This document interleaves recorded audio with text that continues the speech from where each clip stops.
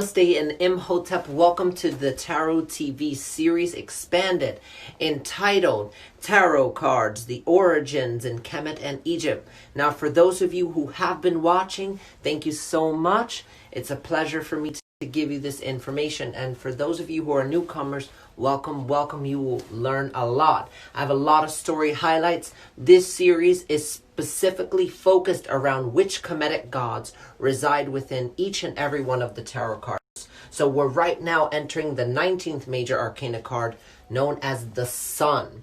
The Sun shows you a youth who's on a horse. He has a feather in his head, and he has, of course, the emblem, the rays of the sun right behind him.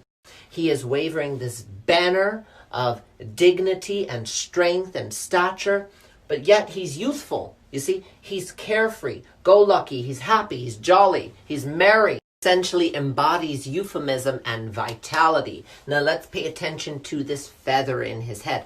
Earlier, and I'm going to go through the slide, who is Ra? Ra's the sun god, yes. Okay. I also explained things such as the parts of the soul, which you can see in the early part of the series. Make sure you look at Tarot and Kemet or Egyptian Tarot, and you'll see what I'm talking about here. Earlier, I discussed how this feather has significance. I said that it's part of Ra's duplicity, his multiplicity, how he becomes Shu and Tefnut and Ma'at later on. He holds this feather of truth. But this feather is a little different than the one you see, say, on the Death card or the Fool card. This is a phoenix feather. Not just any phoenix feather, but his very heart and soul, known as the Bennu. Here you could see Ra's heart and soul, the Bennu bird, who is the Bennu.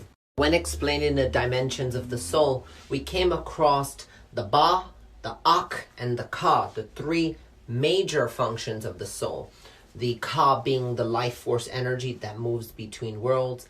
The Ak is the complete self and the body and soul intact. And the Ba itself is the soul's essence. When Ra dies, through his venture, through the afterlife, through the night sky, we talked about that in the previous arcana cards, he dies. He's bitten by the snake Apophis or Apep. Then he is reborn as the scarab god Khepera.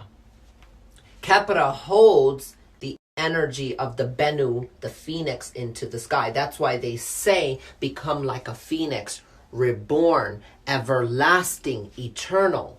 So you could see in some depictions of the Old and New Kingdom text, you'll see Ra replaced as just his Ba, his soul, which is the phoenix, the Bennu bird of immortality and regeneration. This is a force that's always perfecting itself. As it dies, it expands, it grows, it becomes something greater, okay? So that youthful energy, that is carried out with people born on the 19th. It's the divine child, El Niño Divino, right? The child that's everlasting, the essence of Christ, the eternal youth, your inner child, essentially. That's what the Bennu bird is to Amun-Ra. That's my take on the Sun card.